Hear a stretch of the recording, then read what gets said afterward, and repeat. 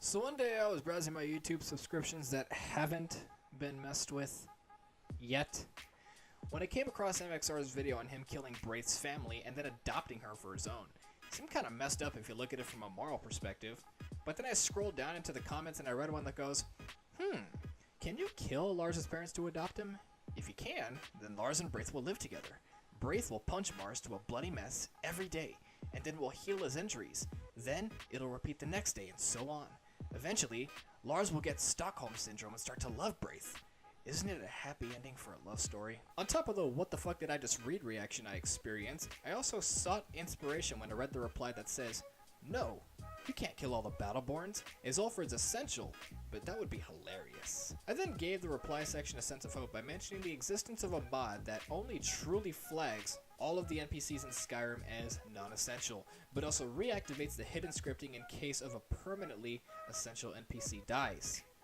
Mr. Sean Wolf then asks if I tested it, in which I reply no, but I will, and I will get back to you. I then proceeded to load up my Skyrim and test out this theory by waiting just a few hours, and then breaking into the Battle-Born's home around the late evening. I was expecting everyone to be home, but to my surprise, nobody was. I then waited another hour, which then finally spawned the family inside their home, in which I proceeded to kill, well, everyone. Except for our precious little Lars Battle-Born, because he's been through a lot and also he's sleeping, so shh. Finally, I crossed the street to Amryn's house and killed his wife Saphir, and then found Amryn approaching his house, which triggered me to shoot him down with Doriel's bow. I then had to slip away from the guard because he saw and I was not in the mood to pay a fine despite my 60,000 gold. But at least we got one objective accomplished, which was rendering Braith an orphan. I then talked to Constance Michelle about adopting Braith, to which she lets me take her home. Braith then shows her appreciation by talking to me through a wall, but I forgot that I also had to go adopt Lars.